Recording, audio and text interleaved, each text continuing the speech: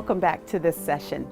A sculptor was once asked a very important question as he stood in front of this incredible image of a stallion that he had carved out of stone. Someone stood next to him and said, "How in the world did you do that? How were you able to get that stallion carved out of stone?" And he said, "It's real simple. I just get a big old piece of rock and I chip away everything that doesn't look like a stallion." When you think about it, that is exactly what God does with our lives. Over time and through a series of experiences, He just chips away at everything that does not look like Himself in our lives, that won't conform us, to cause us to be able and capable to do exactly what He has put us on planet Earth to do. Listen to these testimonies of some people that are going to share with you how God molded them into the people they needed to be to fulfill His design for their lives. I was blessed to grow up in a home where I had my mother and my father. And my mother was a 1 Peter 3 and Proverbs 31 woman. So I grew up firsthand seeing what that actually looked like. My experience and my journey has been very interesting. Some of the things that I went through regarding domestic violence was a big challenge in my life. And especially when the divorce came about, I gave up on life. And my only strength and the only thing that I lived for was my children. I had no desire to live. I couldn't kill myself, but I knew that I had no desire to live. I grew up normal church family, went to college, graduated, met my husband when we were working together, fell in love, got married, and got pregnant not too long after we got married. And unfortunately, in 1 year, we buried 2 babies, both at 22 weeks of pregnancy. We buried 2 babies. So that was very devastating for us. We prayed a year. We fasted and prayed for 1 year straight. Every Wednesday, we prayed about just what the Lord wanted. We wanted children, but we also wanted what He wanted. And I think that year taught us to pray differently. And I remember us going over Romans 8:28. And we know that all things work together for good, for them who are called and for those who love the Lord and for those who are called according to His purpose. And so I had surgery. It went fine. I was in the hospital for 1 month after that. And I used that time to reflect on my life. And I just said, what am I going to do with my life? Because I have a second chance now to make a difference for Christ. So I'm going to take my passion and my love for fitness and I'm going to use it to glorify God. Since then, I've been in the fitness industry for 20 years and I'm a group fitness instructor, a personal trainer, and I just use that to inspire others to live for Christ, to get their body and use it as a temple for Christ. I've had many challenges in my life. Mine have come in the form of illnesses. I have had 3 people in my house ill at the same time. My husband with multiple illnesses, kidney failure, heart failure, and many different illnesses. Myself, I have had 2 kidney transplants. With 3 people sick, there were times that there was no one working. God provided. Everybody told me the pain doesn't leave, it gets different. They're right. It's not like it was at first. All memories were tears. Now memories are lots of fun, lots of memories, seeing her doing things that were so funny. So they're right, it doesn't go away, it gets different. As a result of that, I wanted to have the opportunity to be able to pour into other women. I wanted to develop single women into virtuous women and walk with them through life. So it kind of made us pray differently and look for the purpose in all of that, because it was so much pain, we just knew it had to be some sort of purpose in all that. So after praying a year, that next year we prayed again, and the Lord answered our prayer and gave us a baby, our first son, Joshua. And as we held him in the hospital, my husband and I just kind of thought about everything we went through. And at that time, we thought about our babies that we lost, Grace and Caleb. And at that time, the Lord told us that, yes, our purpose was to walk with the people who are hurting. And so that year, we named our counseling ministry Grace Counseling after our daughter. And since then, I've been able to just hold the hands of women who've lost babies, who are having problems getting pregnant, fertility issues, and just holding their hands during those times. It's been the greatest joy for me to be able to come in and support Dr. Evans when there's this need for differences come together for the purpose and under the bond of Christ. And that's what I've been. My whole life has been all these differences kind of come together. And it didn't make sense to me for a long time, and I didn't really understand. I didn't understand what God was doing. A lot of times I felt different. I didn't feel like I fit in. But now I understand exactly what God was doing it, why God was doing it, and what He was using it for. So, just fun to be a part of it. One of the primary things that God uses to help us identify His divine designed destiny are our experiences. The things that life has taken us through, be they good, bad, and even bitter experiences. And somehow He's able to thread them together to accomplish His purpose for our lives. The good, the bad, and the bitter somehow are coalesced in His sovereign mixing bowl. And He's able to put them together to use us for His purposes. Let's look at each one of those categories, and you can apply it to where you are and where your life is right now. In fact, you can share each category with one another because you may help each other see God is using all of this for His destiny for you. The good. Those are the positive things that have happened in your life that are beneficial to the purposes of God. Paul was trained as Saul in the Old Testament as a Pharisee. He was a brilliant mind. When he became converted, God decided to use what he had learned about the Old Testament as an unredeemed man and turn him into the theological architect for the church, writing 13 books of the New Testament, setting forth the constitution of the church in the book of Romans, because he was able to take what he had gotten even in his unredeemed days, get it sanctified by God's presence and God's power, and use it in his redeemed days. His studying at the feet of Gamaliel, his education, was not wasted. It was going to be now used by God. You take Peter. Peter is a fisherman. Peter knows fishing. So what does God tell him? I'm going to make you fishers of men.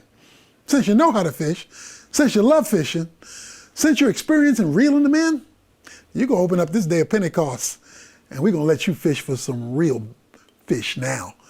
Fishing for men for eternity. He took the good that he already had, sanctified it, and now is using it for the kingdom of God.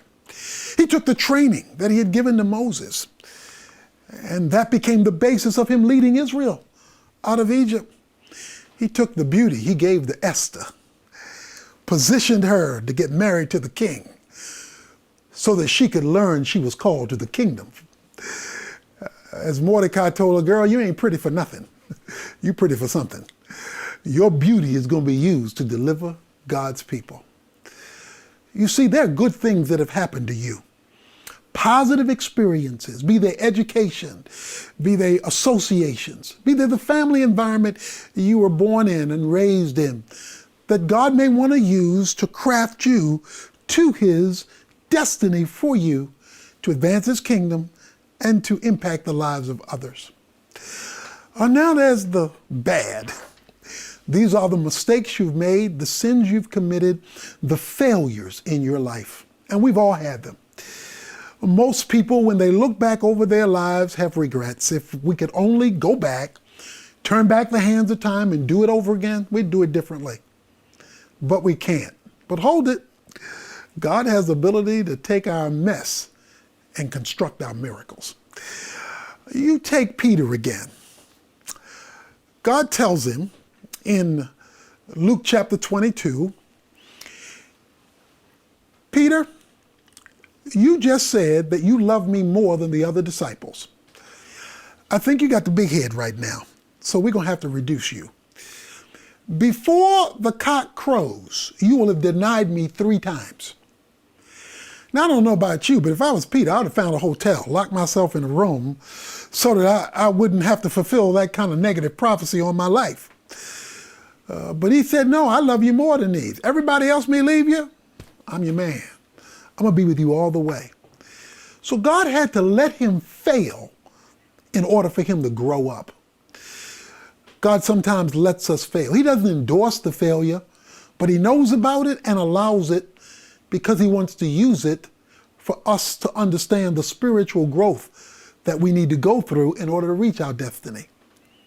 But what's really interesting about the conversation Jesus had with Peter in Luke 22 about the bad, what's really interesting is that he says to him, when you are converted, strengthen your brethren. He tells him when you are converted before he's even failed. You're going to fail, I'm going to bring you back, and then I'll be able to use you. You see, one of the reasons many have not reached their destiny is we've not learned from our failures. We have them, but we haven't grown through them, been converted from them, so that we can be used by God. So even as you are with your group now, you can talk about your failure. You can say, I failed in this area. I had an abortion. I failed in my relationships. I've done a poor job handling my money. I failed. And I've got consequences for my failure. But God has taught me some things through that failure that he can use me to be a blessing to somebody else. If you have failed, don't make it a waste. Make it something God can use to take you to a destiny that benefits others. In fact, how God brought Peter back is very interesting. He met him on the Sea of Galilee, and Peter saw him, swam in, and Jesus is cooking fish on a charcoal fire. Now, the word charcoal is only used 2 times in the New Testament. One, when Jesus is cooking Peter's breakfast. The other is when Peter was warming his hands over a charcoal fire when he denied him. So God took him back to the place of his failure, redeemed him, and then says to him, feed my sheep, because now you're ready. You're ready to help somebody else, because now you know you ain't all that. God has a way of taking our bad and making us better. But he also can take the bitter, the ugly. These are the things that happened to you that weren't your fault, but they have had negative repercussions. Maybe it was abuse. Maybe it was neglect. Maybe you were abandoned by one of your parents. Maybe somebody stole something from you that has been nagging you all of your life. Maybe it's something that was inflicted on you that you've not been able to get over. It wasn't your fault, but you're bearing the scars of the action. Well, God can hit a bullseye with a crooked stick.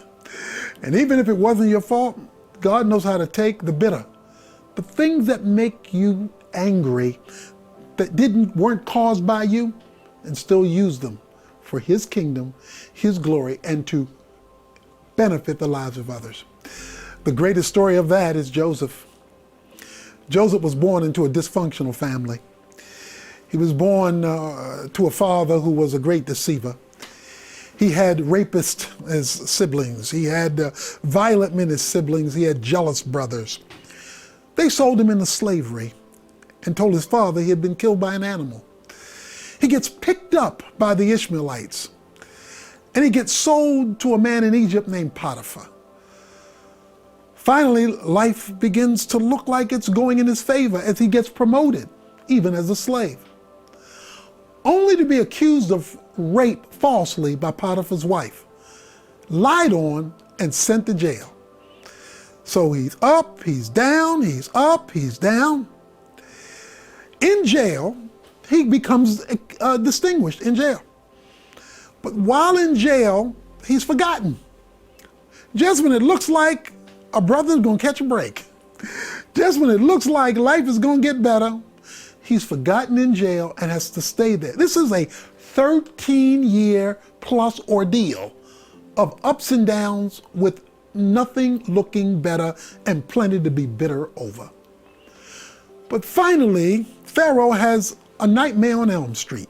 Pharaoh's got a dream that's tearing him up, and he needs an interpreter. He needs somebody who can see things in the spirit realm. He's told about Joseph.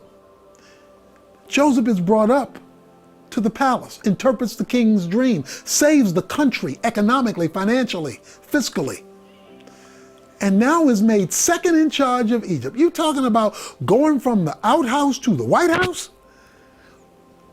God has a way of taking the bitter and using it. When his brothers come to him, they don't know it's him at first. He clears the room and reveals himself to them, meaning he shows them his circumcision, because only the Jews were circumcised. They are now terrified. But guess what Joseph says? Joseph says to his brothers, don't be afraid. Don't be scared, as we would say. God brought me here. You were wrong, but God brought me to this place to deliver the lives of many. Genesis 50, verse 20. In other words, he got over his bitterness when he understood God was using the ugly things to deliver him to this location to prepare for the birth of a nation that would take place. Do you know why God allows certain things to happen to you that aren't that pretty? Because he wants to use them to do something bigger. You see, all of your experiences and mine are always designed to have a bigger impact than the experience itself. So God may allow you to go through it because the ministry he has for you, the destiny he has for you, is so much bigger. You know the secret to Joseph's life? No matter what he went through, it said the Lord was with Joseph, even in the negative, bitter experiences. And guess what? The Lord is with you. The good, the bad, the bitter, when it gets in God's mixture, will lead you to the best. It'll lead you to your destiny. As you share those good, bad experiences with each other, and as you help each other understand what God might be doing, know this: God hasn't forgotten you. He's taking you somewhere, and where you're going is going to be better than where you've been.